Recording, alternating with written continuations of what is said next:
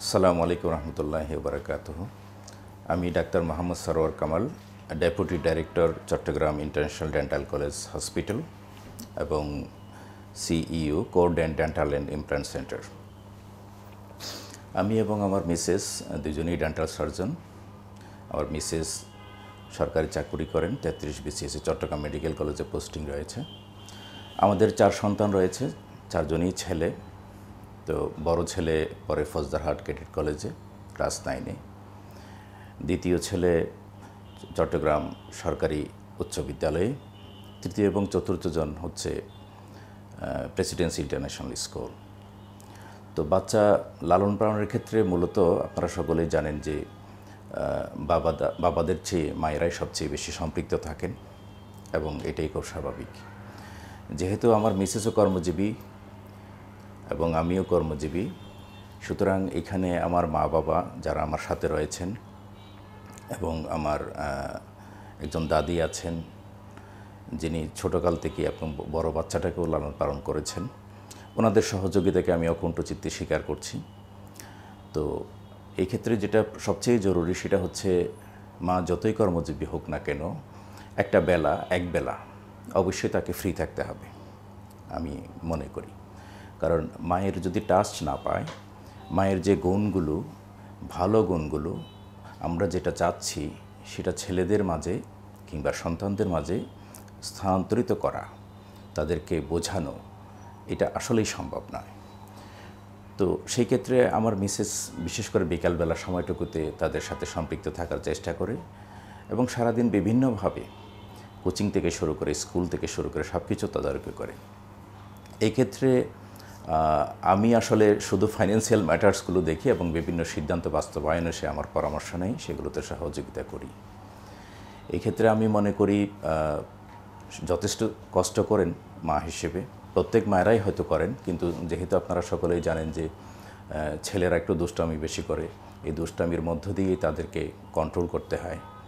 এই ক্ষেত্রে আমি আমার আম্মা আব্বার অবদানকে অস্বীকার করব না। ওনারা দুজনেই আমার বাচ্চাদের লালন পালনে সহযোগিতা করেন।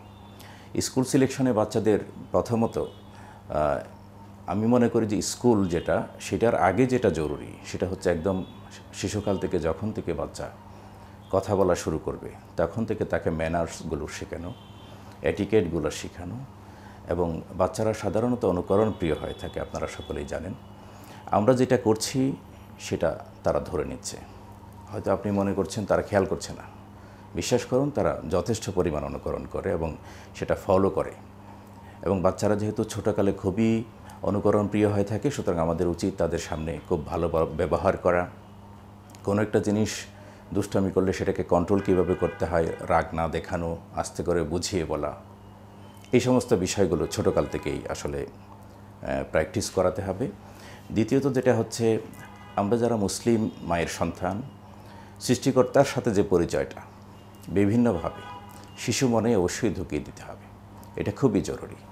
বর্তমানে আমাদের যে মূল্যবোধের অবক্ষয়, বর্তমানে আমাদের যে সামাজিক অবক্ষয়, এটা অনেকাংশেই আমি মনে করি এই শিক্ষার উপর নির্ভরশীল। আপনি যখন এক সৃষ্টিকর্তার ভয় থেকে লাগামহীন হয়ে যাবেন, তখন আপনি অনেক কিছু করতে পারবেন। আপনি তখন সচিব হবেন কিন্তু দেশকে নষ্ট করে দেবেন। আপনার কলম দিয়ে আপনি দেশের উপকার না করে তখন দেশের অনেক অনেক বেশি ক্ষতি করবেন, যেটা আমরা সামাজিক অবক্ষয় বলতে যেটা বুঝি। কিশোর গ্যাং থেকে শুরু করে সব কিছুতেই এই আল্লাহর ভয়, পরকালের ভয় যদি না থাকে, দুনিয়াকেই যদি আমরা সব কিছু মেনে নিই যে দুনিয়াতেই আমাদের সব কিছু পেতে হবে, ন্যায় অন্যায়ের ধার না ধারে, এই বিষয়টা তাকে অবশ্যই ছোটোকাল থেকে স্মরণ করিয়ে দিতে হবে। এই বিষয়টা আমি মনে করি প্রত্যেক মা বাবার একান্ত দায়িত্ব, এবং আল্লাহও আমাদেরকে ধরবেন যদি আমরা তাকে না চিনাই। সুতরাং এই বিষয়টা খুব জরুরি। দ্বিতীয় হচ্ছে স্কুল নির্বাচন। স্কুল নির্বাচনের ক্ষেত্রে আমি আমার বাচ্চাদেরকে, প্রথম বাচ্চাকে প্রেসিডেন্সিতে পড়িয়েছিলাম, কিন্তু পরবর্তীতে আমরা বাংলা মিডিয়ামে নিয়ে আসি। এটা আমার একান্তই আমার পারসেপশন যে আমি মনে করি ইংলিশ মিডিয়ামের যে পরবর্তী পর্যায়গুলো, এগুলো বাংলাদেশের জন্য খুব বেশি সুইটেবল না। এবং আমি আমার দেশকে ভালোবাসি, আমার বাচ্চাদেরকে আমি দেশেই রাখতে চাই, তাদের মেধাকে আমি দেশে কাজে লাগাতে চাই। এই জন্য আমাদের প্রখ্যাত নিউরোসার্জন হাসানুজ্জামান স্যার একবার আমার চেম্বারে আসলেন এবং উনি বললেন যে দেশকে ভালোবাসতে হলে, দেশের প্রতি মায়া মমতা যদি থাকতেই হয়, তাহলে অবশ্যই আপনাকে আপনার ছেলেকে বাংলা মিডিয়ামে পড়াতে হবে। এরপর থেকে আমি বাংলা মিডিয়ামে নিয়ে আসলাম, এরপর ক্যাডেট কলেজে ভর্তি হলো। দ্বিতীয়তটা বাংলা মিডিয়ামে আছে। ছোটোটাকেও আমি জানি না এখন কী অবস্থা, দেশের শিক্ষা ব্যবস্থার যে হাল, কিন্তু এখনও পর্যন্ত আমরা চাই যে দেশের অবস্থা পরিবর্তন হবে এবং সামাজিক মূল্যবোধগুলো আস্তে আস্তে কমে আসবে, আস্তে আস্তে অবক্ষয়গুলো কমে আসবে। সুতরাং জানি না কী করব। তো সেই ক্ষেত্রে আমি প্রেসিডেন্সি ইন্টারন্যাশনালকে প্রথমত বাচ্চাদের জন্য বেছে নিয়েছি, এই জন্য যে বেসিকটা যাতে তাদের খুব হয়, পাকাপোক্ত হয়, এটা খুব জরুরি। বাচ্চাদের ছোটোকালে একদম শিশুকালে ভালো একটা স্কুল নির্বাচন করা, যেখানে আনন্দের সাথে শিখবে এবং যথাযথ শিক্ষা শিখবে, এই দুইটার সমন্বয় করাটা আমি মনে করি স্কুল নির্বাচনের ক্ষেত্রে খুব গুরুত্বপূর্ণ। দ্বিতীয়ত হচ্ছে আমরা যে সময়টুকু পাই এটা আসলে খুবই কম। সেই ক্ষেত্রে আমাকে অবশ্যই একজন হাউস টিউটর লাগবে, যে হাউস টিউটর আমাদের অবর্তমানে তার পিতার মতো এবং মাতার মতো ভূমিকা পালন করবে, এমন অভিজ্ঞ হাউস টিউটর এবং আন্তরিক হাউস টিউটর লাগবে।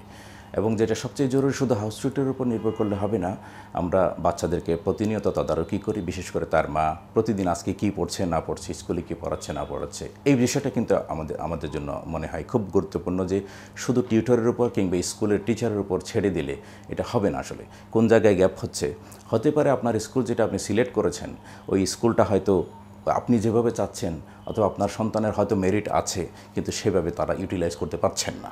এটা তাদের ব্যর্থতা নয়, এটা তাদের প্রক্রিয়াগত বিষয়।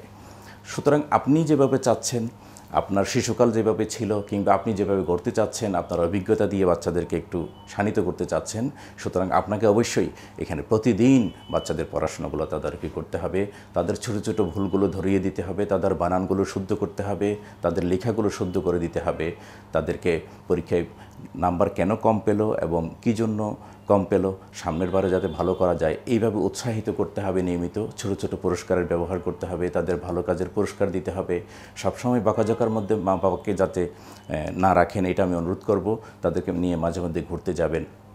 আমরা চেষ্টা করি মাঝে মধ্যে তাদেরকে নিয়ে ঘুরতে যাওয়ার, যদিও আমাদের সময়টা খুব কম।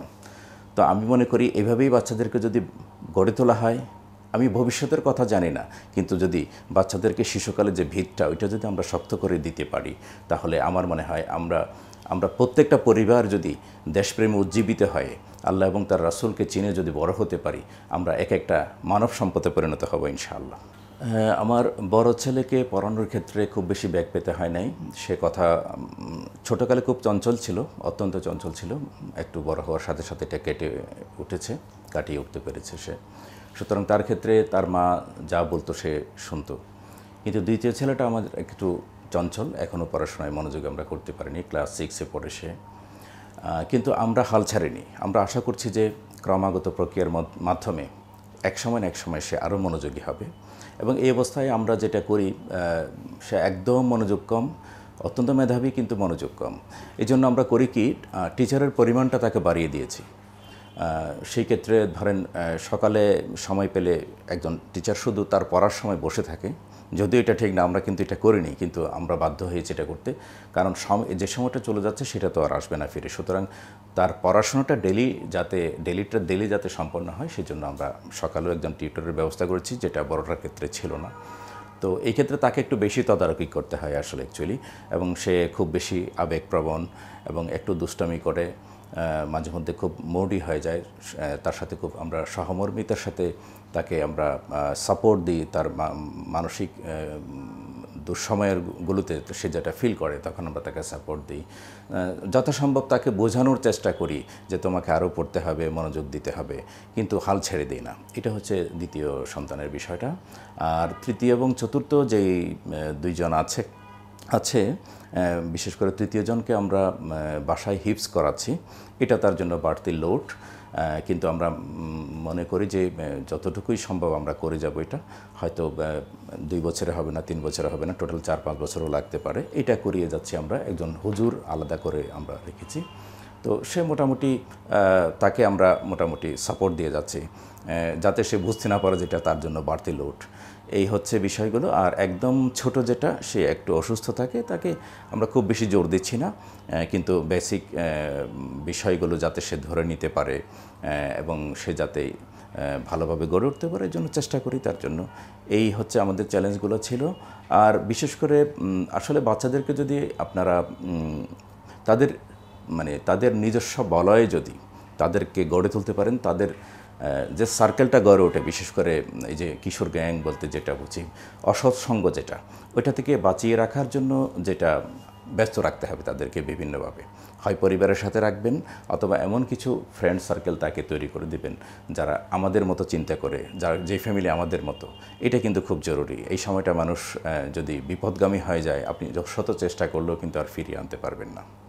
আমাদের বাসার সামনে সৌভাগ্যবশত একটু স্পেস আছে, যেটাতে বিশেষ করে ক্রিকেট খেলা থেকে শুরু করে ছোটরা যেই খেলাগুলো, ফুটবল, ক্রিকেট, বিশেষ করে ক্রিকেটগুলো, তারা 2-3 জন যারা আছে, কিংবা আমার ছোটো বোনের ছেলেরা আসে, ওরা আসলে ওই সাথে খেলতে পারে। আমরা কিন্তু বলে রাখা প্রয়োজন যে আমরা দিনের একটা সময় তাদেরকে খেলতে দিই, সেটা 1 ঘন্টার জন্য কিংবা 1.5 ঘন্টার জন্য। চট্টগ্রাম শহরে আসলে এখন মাঠের খুব অভাব, আপনারা জানেন। সবসময় ইচ্ছে করলে সব জায়গায় যাওয়া যায় না, তাছাড়া পড়াশোনার চাপও রয়েছে। সুতরাং আমরা বিকালবেলাতে তাদেরকে ফ্রি টাইম যেটা, ওদেরকে নিচে নামতে দিয়ে, এবং প্রতিদিন এটা প্র্যাকটিস করে তারা। এবং আমি মনে করি তাদের খেলাধুলাকে উৎসাহিত করা উচিত, এবং এই ক্ষেত্রে যে কোনো একটা স্কোপ অভিভাবকদের বের করে দেওয়া উচিত। পড়াশোনার বাইরে তাদের অবশ্যই জ্ঞান অর্জন করতে হবে। বিশেষ করে আমি আমার বাচ্চাদেরকে, বিশেষ করে প্রথম বাচ্চা যখন ক্যাডেট কলেজে, আপনারা সকলে জানেন ক্যাডেট কলেজে ভর্তি প্রক্রিয়া অত্যন্ত জটিল। এখানে অনেক কিছু সাধারণ জ্ঞানের বিষয় আছে, তারপরে ইভেন আমি মনে করি ক্লাস 9-10 পর্যন্ত কভার হয়ে যায়, এরকম পড়াশোনার চাপ তাদের থাকে। সুতরাং দ্বিতীয় বাচ্চাটাকে আমরা চেষ্টা করছি এই প্রক্রিয়ার মধ্য দিয়ে যেতে। পাশাপাশি আমি কিছু শিশুতোষ বই যেগুলো আছে তাদেরকে মানসিকভাবে বিল্ড আপ করবে, এক্ষেত্রে আপনাকে কিন্তু বই সিলেকশনে খুব গুরুত্ব দিতে হবে। সব বই দেওয়া যাবে না, কোন বইটা দিতে হবে আপনি নিজেই এগুলো সিলেক্ট করতে হবে অ্যাকচুয়ালি। তাদের গ্রুমিংয়ের জন্য, তাদের বিশেষ করে আল্লাহ এবং রাসূলকে চেনার জন্য কিছু বই আজকাল অ্যাভেলেবেল আছে। তারপরে হচ্ছে বিজ্ঞান সম্পর্কিত বিষয়গুলো আছে, সাধারণ জ্ঞান সম্পর্কিত বিষয় আছে, ছোট ছোট শব্দঘরগুলো মিলানোর যে বিষয়গুলো আছে তারা মজা পায়। এই বিষয়গুলোতে তাদেরকে সম্পৃক্ত আমি করার চেষ্টা করি, এবং যদিও তারা খুব সময় কম পায়, কিন্তু মাঝে মধ্যেই আমরা এগুলো করার চেষ্টা করি। বাচ্চারা বিশেষ করে আমাদের ফ্যামিলি প্রোগ্রাম যখন থাকে, এটা আমি আগে প্রিফিক্সড করে ফেলি সাধারণত। আমরা ওই ফ্যামিলি প্রোগ্রাম থাকলে আমরা ওই দিন সাপোজ আজকে দুপুরে একটা প্রোগ্রাম আছে, আমি তখন চেম্বারের শিডিউলটা একটু লেট করে শুরু করি। আর যেদিন আমরা দূরে কোথাও বেড়াতে যাই, সেটা শুক্রবার হতে পারে অথবা অন্যান্য দিন, সেদিন চেম্বার বন্ধ রাখি। সেটা আগে ভাগে আমরা প্রিফিক্সড থাকে আমার চেম্বার, ওইভাবে আমরা মেনটেন করি।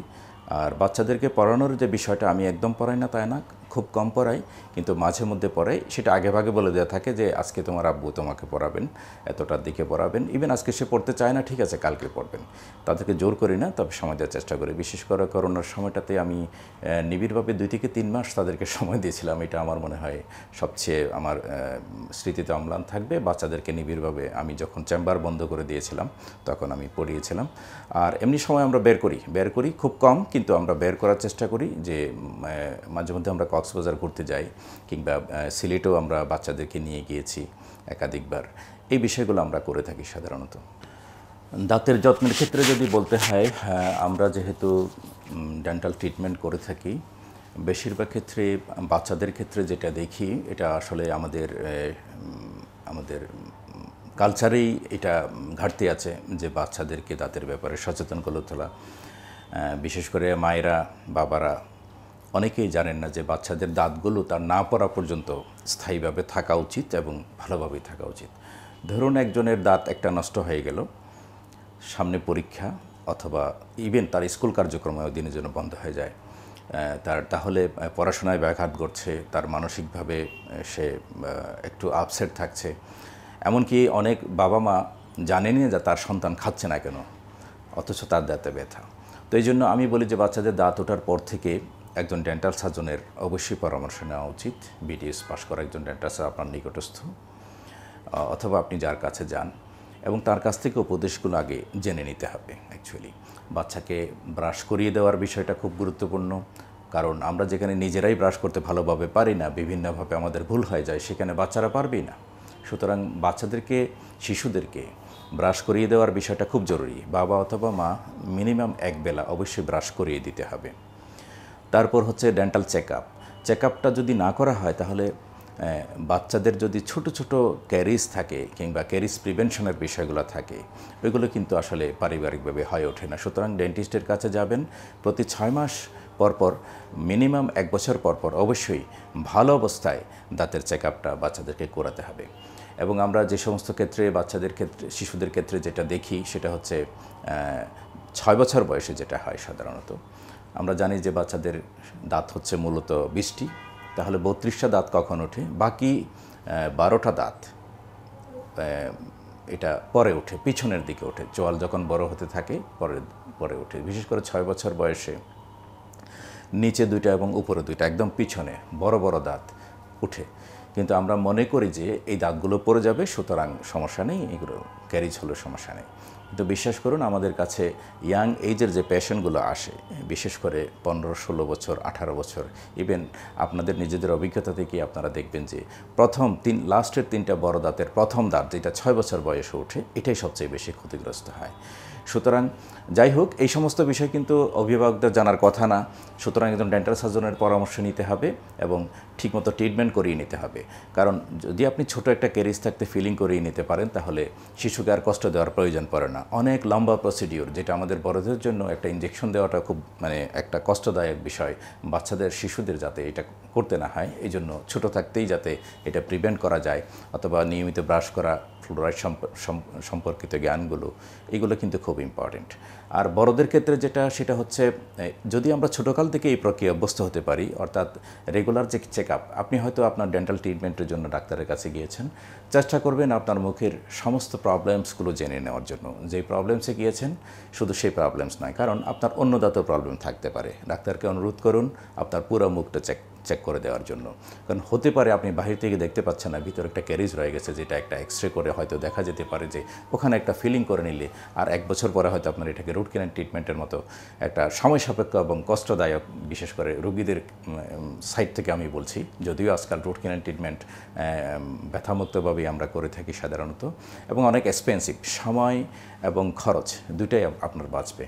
সুতরাং ডাক্তারকে বলবেন যে পুরোটা একটু চেক করে দেওয়ার জন্য, এবং এমন একজন ডাক্তার খুঁজে বের করবেন যিনি আপনার কাছে বিশ্বস্ত। সুতরাং আর্গুমেন্টে না যেয়ে ওনার কাছে ট্রিটমেন্টগুলো সম্পন্ন করবেন। সম্পন্ন করার পরে ভালো অবস্থায় আপনি অবশ্যই ওই অবস্থায় আপনার আগের ট্রিটমেন্টগুলো ঠিক আছে কিনা এবং নতুন কোনো প্রবলেমস সৃষ্টি হয়েছে কিনা, এই বিষয়গুলো দেখার জন্য আপনাকে বরাবরের মতো 6 মাস পর 1 বছর পর শরণাপন্ন হতে হবে। এইভাবেই আশা করা যায় যে আমরা মোটামুটি নিজেকে সুস্থ রাখতে পারবো। ডেন্টাল সার্জন নির্বাচনের ক্ষেত্রে বাংলাদেশের প্রেক্ষিতে বিডিএস ডিগ্রি আছে কিনা, এবং আপনি প্রয়োজনে ডাক্তারের ভিজিটিং কার্ড কিংবা ইয়াতে যে বিএমডিসি নাম্বার আছে, আপনারা ওয়েবসাইটটাকে BMDC, Bangladesh medical and dental কাউন্সিলের যে ওয়েবসাইট আছে, ওখানে কিভাবে ডাক্তার খুঁজবেন প্রক্রিয়া আছে, বিডিএস ডাক্তার, রেজিস্ট্রেশন নাম্বার, তারপর সব কিছু দিয়ে আপনি যাচাই করবেন যে উনি বিডিএস কিনা, তারপর ওনার কাছে দেখাবেন। হাতুড়ে ডাক্তার কিংবা যাদের অভিজ্ঞতা দেখে অভিজ্ঞতা হয়েছে, আপনার কাছে মনে হয়েছে যে না উনি খুব ভালো, বিশ্বাস করুন উনি ভালো, আপনাকে করতে পারবেন না, প্রকারান্তর আপনার ক্ষতি করে দেবেন। আর দাঁতের যে ড্যামেজগুলো, এগুলো হচ্ছে রিভার্সিবল ড্যামেজ। সুতরাং আপনি অবশ্যই ভালো ডাক্তার খুঁজতে গেলে প্রথমে একজন বিডিএস পাস কিনা দেখতে হবে। তারপর আপনি হয়তো খোঁজখবর নেবেন যে ওনার কাছে অন্য কোনো আপনার সার্কেল থেকে কেউ গিয়েছে কিনা, ওনার ব্যবহার কেমন, ওনার ট্রিটমেন্টের কোয়ালিটি কেমন, এই সমস্ত বিষয়গুলো আপনাকে অবশ্যই বিবেচনা করতে হবে। আর আরেকটা বিষয় খুব গুরুত্বপূর্ণ, সেটা হচ্ছে বিশ্বাস করুন দাঁতের যে ট্রিটমেন্টগুলো, এটা করতে গেলে আমাদের যে ম্যাটেরিয়ালসগুলো খরচ হয়, এগুলোর বিভিন্ন ক্যাটাগরি আছে। সুতরাং আপনি যদি ভালো ট্রিটমেন্ট চান, যেমন একটা ভালো কাপড়, একটা নিউ মার্কেট, চট্টগ্রামের নিউ মার্কেট থেকে একটা ভালো দোকান থেকে আপনি কিনতে গেলে একটা কাপড় হয়তো আপনাকে 2000 টাকা, 2500 টাকা দিয়ে কিনতে হবে। একটা ভালো শার্ট কিনতে গেলে 1500 থেকে 2000 টাকা। আবার অন্য জায়গায় গেলে যেখানে অ্যাভেলেবেল, ফুটপাথ থেকেও কিন্তু সেম একটা সাদা কাপড় আপনি কিন্তু 200 টাকা দিয়ে পাচ্ছেন। কিন্তু দুইটার কিন্তু কোয়ালিটি একই রকম না, হয় ফিনিশিংয়ের সমস্যা আছে আর গঠনের সমস্যা আছে, এই যে একটা পার্থক্য আছে। এগুলো ডেন্টালের ক্ষেত্রেও সত্য কিন্তু সব কিছু। সুতরাং আপনার ডাক্তার একদম কম খরচে দাঁতের ডাক্তারের কাছে ট্রিটমেন্ট করতে চাওয়া, কম খরচে ভালো জিনিস চাওয়া যেমন বোকামি, সুতরাং একেবারে কম খরচে দাঁতের ট্রিটমেন্ট করতে চাওয়া বোকামি। হ্যাঁ, আপনার সমস্যা থাকতে পারে, আপনার সমস্যাটা ডাক্তারকে বুঝিয়ে বলুন, ডাক্তার সাহেব আমার তো সমস্যা আছে, কিন্তু কখনোই এটা চাইবেন না যে আমি ওই কম খরচে করতে চাচ্ছি। সেক্ষেত্রে হবে কি, ডাক্তার আপনাকে কিন্তু প্রত্যেকটা স্টেপ ব্যাখ্যা করবে না, কিন্তু আপনার ক্ষেত্রে যে ইনভেস্টমেন্ট ওনার করেছেন উনি কিন্তু অনেক কমের মধ্যেও তো রেঞ্জ আছে, তাই না? যেমন ম্যাটেরিয়ালের মধ্যে ফিলিং ম্যাটেরিয়াল বলেন, তারপর ডেন্টাল ক্রাউন বলেন, তারপর রুট ক্যানাল ট্রিটমেন্টের প্রসিডিওর বলেন, অনেক বিষয় আছে যেগুলো আপনি হয়তো আপনাকে উনি ব্যাখ্যা করছেন না, কিন্তু দেখলেন যে আপনি যেটা ভালো ট্রিটমেন্ট করলে হয়তো 10 বছর, 12 বছর, 15 বছর যেত, সেটা হচ্ছে 4-5 বছরে আপনার আরেকটা সমস্যা দাঁড়িয়েছে। সুতরাং আমি মনে করব যে এই ক্ষেত্রে আপনাদের একটু সচেতন হতে হবে। ধন্যবাদ। দাঁতের যত্নের বিষয়গুলো যদি আমি বলি, বিশেষ করে আমাদের যারা বয়স্ক আছি, আমরা এজড পার্সন যারা আছি, তাদের ক্ষেত্রে নিয়মিত অবশ্যই দিনে মিনিমাম 2 বার ব্রাশ করা উচিত। 3 থেকে 5 মিনিট ধরে ব্রাশ করা উচিত, অনেকক্ষণ ধরে ব্রাশ করা উচিত নয়। এই ক্ষেত্রে ভালো একটা টুথপেস্টের সহযোগিতা নিতে হবে, যেটা পরিষ্কার করে সাথে সাথে আবার অনেক বেশি যাতে অ্যাব্রেসিভ ম্যাটেরিয়াল না থাকে। কিছু টুথপেস্ট দেখবেন আপনার শিরশিরের টেন্ডেন্সি বাড়িয়ে দিচ্ছে, আপনি নিজেই বুঝবেন এই টুথপেস্টটা আপনার সমস্যা হচ্ছে। এই ক্ষেত্রে ভালো মানের দেশি টুথপেস্ট আপনি ইউজ করতে পারেন, অথবা বাইরের কোনো টুথপেস্ট ইউজ করতে পারেন। ব্রাশের ক্ষেত্রে আমি বলবো যে সফট ব্রিশেল, অবশ্যই সফট ব্রিশেল ইউজ করতে হবে, কারণ দাঁতের ব্রাশের উপরে আমাদের কিন্তু হাতের কন্ট্রোল খুব একটা থাকে না, অনেক সময় বেশি প্রেশার পড়ে যায়, সেই ক্ষেত্রে দাঁত নিজেই ক্ষতিগ্রস্ত হয়, এনামেল নষ্ট হতে পারে। আমরা জানি যে দাঁতের এনামেল শরীরের সবচেয়ে শক্ত অংশ, কিন্তু তারপরও এমনভাবে আমরা ব্রাশ করি যে বিশেষ করে মাড়ির সাথে লাগানো যে অংশটা সার্ভাইকাল এরিয়াতে, ওখানে কিন্তু অ্যাব্রেশন হয়ে যায়, ক্ষতিগ্রস্ত। সুতরাং আস্তে আস্তে ব্রাশ করতে হবে, এবং একটু টু অ্যান্ড ফ্রো, তারপর বাসেস টেকনিক, কিছু টেকনিক আছে, আপনি ইউটিউবে ভিডিও দেখবেন, তো দেখবেন যে কীভাবে ব্রাশ করতে হয়। আমরা সাধারণত সামনে পিছনে ব্রাশ করে থাকি এবং অনেক ফোর্স দিয়ে থাকি, এটা না করে উপর নিচে হতে পারে, অথবা ঘুরিয়ে ঘুরিয়ে হতে পারে, 45 ডিগ্রি অ্যাঙ্গেল হতে পারে। এগুলো আপনারা একটু ইউটিউব, আজকাল তো ইউটিউব থেকে এগুলো সব দেখা যায়, মানে ভালো পদ্ধতিগুলো জেনে নেবেন, কীভাবে ব্রাশ করবেন, কতক্ষণ ব্রাশ করবেন। তারপরে আরেকটা বিষয় খুব জরুরি, সেটা হচ্ছে টুথপেস্ট আপনি যেটা ইউজ করছেন, আমি মনে করি যে সেটা যদি আপনি ব্রাশ করার পরে সঙ্গে সঙ্গে থুতু ফেলে না দিয়ে, কুলি না করে যদি আরও 5 মিনিট রেখে দেন, যেহেতু টুথপেস্টের মধ্যে কিছু রিফ্রেশমেন্টের এজেন্ট থাকে, কিছু অ্যান্টিব্যাকটেরিয়াল এজেন্ট থাকে, ওইটা কিন্তু ভিতরে কিছু কাজ করে। আপনি তখন 5 মিনিট রেখে তারপর এটা কুলি করে ফেলে দিন। দ্বিতীয় আরেকটা বিষয় যেটা, সেটা হচ্ছে ডেন্টাল ফ্লস। আমরা যখন ব্রাশ করি, দুই দাঁতের মাঝখানের যে অংশগুলো, যে মাঝখানে অংশ বলা যায় যে প্রায় 30 থেকে 35 ভাগ অংশ, ওই মাঝখানের অংশগুলো পুরো সারফেস, একটা দাঁতকে যদি আপনি মানে 4টা সারফেস ধরেন, 5টা সারফেস, একটা উপরের সারফেস আর বাইরে এবং ভিতরে, আর দুই দাঁতের মাঝখানে যে 2টা দাঁতের মাঝখানে যে অংশগুলো, ওই অংশগুলোতে কিন্তু আপনি কিছুই করতে পারছেন না, যেহেতু ব্রাশ ওখানে যাচ্ছে না, একটার সাথে একটা লাগানো, কিন্তু ওখানে খাবার জমছেই। সেটা গোশত খেলে জমে তা নয়, নর্মালি কিন্তু জিহ্বার প্রেশারে কিছু খাবার জমে থাকে। এই জন্য ডেন্টাল ফ্লস সুতার মতো একটা থ্রেড, কিন্তু এটা সুতা নয়, আমরা প্রচলিত সুতা, ডেন্টাল ফ্লস বলা হয়। এই ডেন্টাল ফ্লস দিয়ে অবশ্যই আপনাকে দিনে একবার পরিষ্কার রাখতে হবে। এটা কিন্তু খুব গুরুত্বপূর্ণ। আমরা কিন্তু এই বিষয়ে ডাক্তারদেরও অনেক ভূমিকা আছে। আমরা আমাদের চেম্বারগুলোতে বলার চেষ্টা করি ডেন্টাল ফ্লসের উপকারিতা, এবং না করলে কী হবে, না করলে কী হবে, দুই দাঁতের মাঝখানে যখন খাবারগুলো জমে থাকবে, দীর্ঘক্ষণ ধরে জমে থাকবে, শুধু একটা নয়, দুই পাশের 2টা দাঁতকেই কিন্তু নষ্ট করার অসংখ্য নজির আমরা পেয়েছি। এবং বেশিরভাগ ক্ষেত্রে এই রোগী ওই সমস্ত জায়গাগুলোতে যে ক্লিন হচ্ছে না, ওখান থেকে যে ক্যারিজ হচ্ছে, এটার ব্যাপারে খুবই ইগনোরড থাকেন, যেহেতু তারা দেখছেন না, এটা এক্সরে তারা বোঝার সুযোগও নেই। রোগীরা এসে আমাদেরকে কমপ্লেন করেন, এখানে শিশি করছে, আমরা এক্সরে করে দেখছি এই সমস্যাটা হচ্ছে। ফ্লস করলে যে হবে না তা না, কিন্তু ফ্লস করলে পরিমাণটা কমে যাবে। সুতরাং এটা খুব গুরুত্বপূর্ণ, এটা আমরা জানি না, আমাদের সচেতন হওয়া উচিত। ডেন্টাল ফ্লস নিয়মিত দিনে একবার ব্যবহার করা উচিত। আবার অনেকেই মনে করেন যে দাঁত ফাঁক হবে কিনা, আপনারা জেনে রাখুন যে দাঁতের চারপাশে গোড়াতে কিছু কুশন লাইক স্ট্রাকচার আছে। এই কুশন লাইক স্ট্রাকচারের মাধ্যমে আমরা যখন একটা হার্ড অথবা শক্ত জিনিস চাবাই, দাঁত কিন্তু একটু নিচের দিকে বসে যায়, হালকা, ভেরি লিটল, যেটা আপনি বুঝতে পারেন না।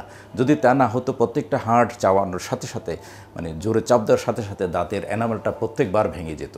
সুতরাং এটা আল্লাহ তাআলারই একটা নিয়ামত। সুতরাং আপনি যখন দুই দাঁতের মানে মাঝখানের অংশটি ফ্লস করতে যাবেন, জাস্ট কিছুক্ষণের জন্য একটু সরে যাবে, আপনাকে জায়গা করে দেবে, ভিতরে যাবেন, পরিষ্কার করবেন, আবার উপরে চলে আসবেন। সুতরাং দাঁতের কোনো ক্ষতি হবে না। বরং এটা না করলে, দুই দাঁতের মাঝখানে যদি খাবার নিয়মিত জমতে থাকে, মাড়িগুলো আস্তে আস্তে আস্তে নিচের দিকে নামতে থাকে, এবং এক পর্যায়ে আমরা বেশিরভাগ ক্ষেত্রে দেখি যে একটা নির্দিষ্ট বয়সের পরে গিয়ে নিচে গিয়ে খাবার জমার টেন্ডেন্সি বাড়তে থাকে। দাঁত ঠিক আছে, কিন্তু মাড়ি সরে গিয়েছে। সুতরাং এটার জন্য ফ্লস খুব ইম্পর্টেন্ট। আর বাচ্চাদের ক্ষেত্রে, শিশুদের ক্ষেত্রে যেটা একদম দাঁত যখন একটা দুইটা দাঁত, বিশেষ করে নিচের দুইটা দাঁত দিয়ে শুরু হয় ওঠা, এই দুইটা দাঁতকে পাতলা সুতির কাপড় দিয়ে অথবা কটন দিয়ে অথবা কিছু সিলিকন ব্রাশ আছে, এগুলো দিয়ে অবশ্যই পরিষ্কার করতে হবে। বাচ্চারা যখন দুধ খায় কিংবা অন্যান্য খাবারগুলো খায়, ব্রেস্ট ফিডিং চলে, তখনও কিন্তু পরিষ্কার রাখতে হবে। আপনারা দেখবেন অনেক সময় যে ছোটো ছোটো শিশুদের উপরের দাঁতগুলো বিশেষ করে অথবা নিচের দাঁতগুলো একদম ব্রোকেন হয়ে যায়। বলা হয় যে আমি তো মাত্র দাঁত উঠলো, বাচ্চার নষ্ট হয়ে গেল। আসলে বিষয়টা হচ্ছে আমরা একদম শিশুকালে যে দাঁতগুলো, ওইগুলোর ব্যাপারে আমরা সচেতন ছিলাম না। সুতরাং একদম ছোটোবেলায় বাচ্চাদেরকে দিনে 2 বার মিনিমাম পাতলা সুতির কাপড় দিয়ে ভিজিয়ে একটু চাপ দিয়ে সামহাউ পরিষ্কার করিয়ে দিতে হবে। ডেন্টাল ফ্লসটাও বাচ্চাদের করে দিতে, যদিও সামনের দাঁতগুলো খুব স্পেসিং থাকে বাচ্চাদের, শিশুদের পিছনের দাঁতগুলোতে অবশ্যই ডেন্টাল ফ্লস করিয়ে দিতে হয়। ধরেন 2 থেকে 3টা স্পেস আছে, 2 পাশে 4টা স্পেস, উপরেও একই অবস্থা। সুতরাং বাচ্চাদেরকে এগুলো শেখাতে হবে। আর নিজেকে একবার করুক সে, কিন্তু পরের বার যাতে রাতের বেলা, বিশেষ করে একবার যদি কেউ ব্রাশ করে, বলা হয় থাকে যে সেটা রাতের বেলা ব্রাশ করার বিষয়টা। সুতরাং রাতের বেলা ব্রাশটা আমরা সকলে যাতে মনে রাখি। আরেকটা বিষয় হচ্ছে, আমি পার্সোনালি প্রত্যেকবার মেইন খাবারগুলো খাওয়ার পরে, আবার খাওয়ার পরপর না, খাবার খাওয়ার পরপর যদি আপনি ব্রাশ করেন তাহলে এনামেল ক্ষতিগ্রস্ত হয়। আধা ঘন্টা পরে করে ব্রাশ করা ভালো। অর্থাৎ আপনি যদি খাবারকে জিহ্বা এবং ইয়াতে যদি দাঁতের সারফেসে যদি স্টে করতে না দেন, তাহলে কিন্তু মশলার যে বিষয়গুলো, দুর্গন্ধ সৃষ্টি করার যে উপাদানগুলো আর ভিতরে যে ব্যাকটেরিয়াগুলো থাকে, ওইগুলো কিন্তু আর জমার সুযোগ হচ্ছে না, প্ল্যাকও হচ্ছে না, ক্যারিজও হচ্ছে না। আর আরেকটা বিষয় জরুরি, সেটা হচ্ছে ডেন্টাল ক্যালকুলাস। আমরা স্কেলিং যেটা বলি, স্কেলিং করা। অনেকেই মনে করে যে এই পাথরগুলো তুলে ফেললে দাঁত মনে হয় দুর্বল হয়ে যাবে, কিন্তু বাস্তবতা হচ্ছে এই পাথরগুলো জমে আপনার মাড়িটাকে কিন্তু আস্তে আস্তে নিচের দিকে নামিয়ে দিয়েছে ইতিমধ্যেই। সুতরাং আজকেই আপনাকে এটা তুলে ফেলা উচিত, আর যাতে অগ্রসর না হয়। হ্যাঁ, স্কেলিং করার পরে কিছুটা শিশির থাকতে পারে, যেহেতু স্কেলিং করে আপনি ক্যালকুলাসগুলো তুলে ফেলেছেন, এই শিশির সময়ের ব্যবধানে কমে যাবে। অথবা ডাক্তারকে বলে একটা ডিসেনসিটাইজিং যে টুথপেস্টগুলো আছে, ওইগুলো আপনি নিতে পারেন। তো এই বিষয়গুলো খেয়াল রাখতে হবে। ধন্যবাদ।